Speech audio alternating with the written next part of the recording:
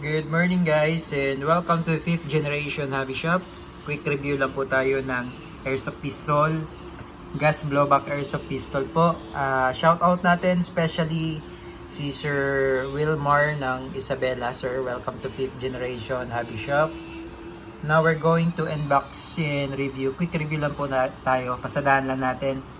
Glock 17 Gen 5. This is officially licensed product po ng Umarex. Ayan po. And officially licensed product of Glock. And officially licensed product of Glock. So bali yung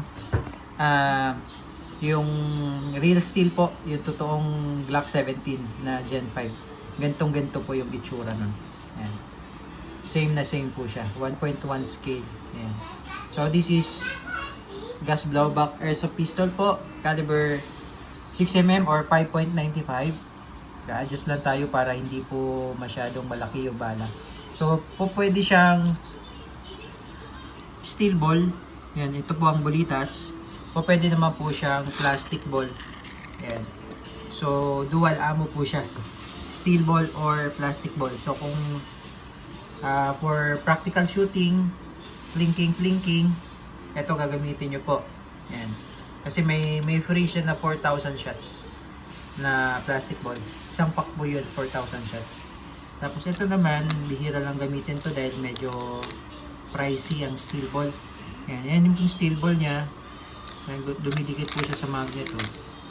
Yan. So mamaya po, magte-test po tayo ng steel ball at magte-test din po tayo ng plastic ball. So itong unit na to ay CO2 powered. Ito po yung kanyang propellant. Yan, CO2 cartridge 12G. Yan. Ang gagamitin po natin ay 12G na walang thread. Yan. Kahit anong brand naman po, basta 12G. Ayan. Itong isang cartridge, disposable po ito, good for 60 shots more or less. Yan. Tapos may free na rin siyang silicone oil.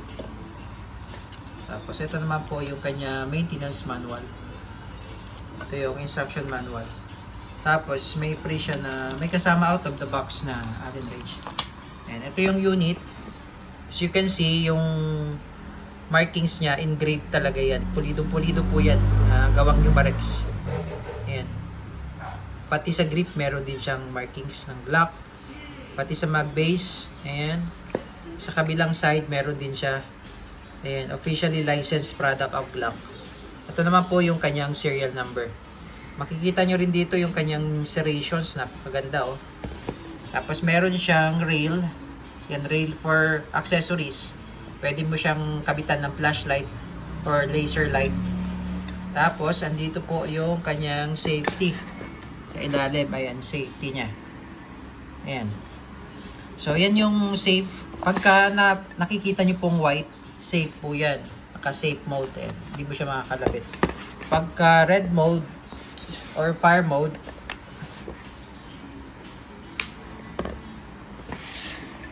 yan yung fire mode o yung red na makikita nyo po, yan po ay fire. Lalabas na natin yung bag para safe tayo. Ayan po. Okay, so yan yung fire mode. Ayan o. Tapos, all steel na po siya. Ayan, makikita nyo po, wala na siyang plastic na nozzle. Yung internals niya, all steel, repeater mechanism. Okay, meron siyang markings din dito sa slide. Ayan.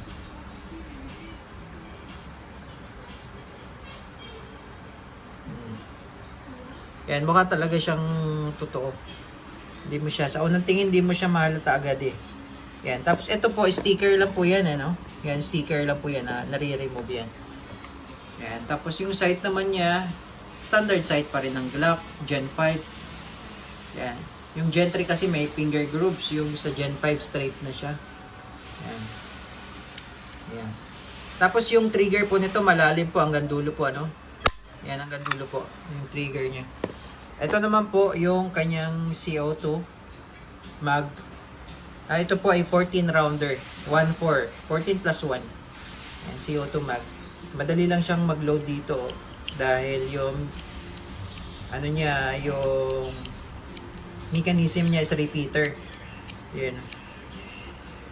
So hindi katulad ng mga airsoft na meron pa tayong makikitang loading nozzle na plastic. Sa kanya wala na po, all steel na siya. Yung kagandahan dito. And so maglo-load lang tayo ng CO2 and then steel ball and then testing. Ayan, so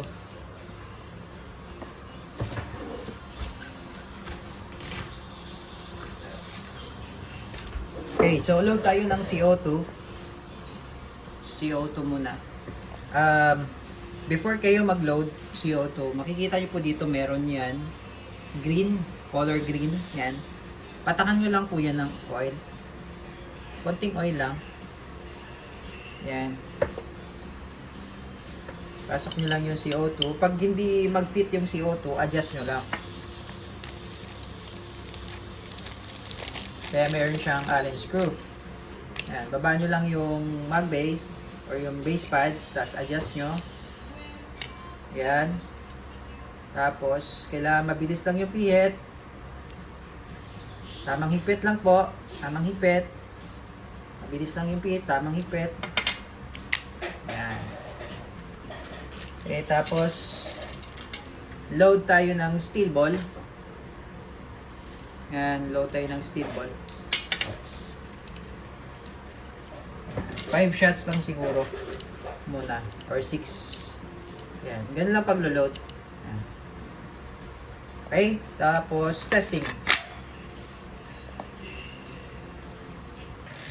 Okay, testing po tayo. Glock 17 Gen 5, licensed by Glock, Humarex brand po. Ayan, chambered in 5.95 steel ball. Okay. Firing.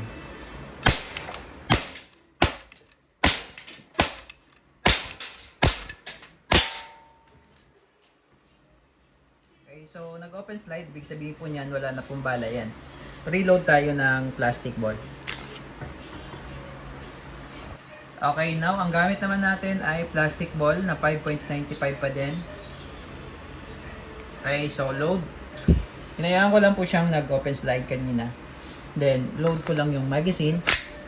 Then, ang magazine, ang slide, hatakin nyo lang, then release. No need na po ikasa kasi galing po siya sa open slide.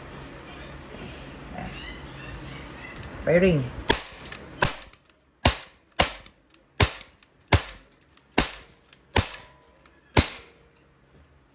Okay, and then, open slide again. Release mag. Pero may laman pa po ito. More or less, mga 60 shots po yung isang CO2. Okay, hammer down. All goods. Glock 17 Gen 5 by Humarex.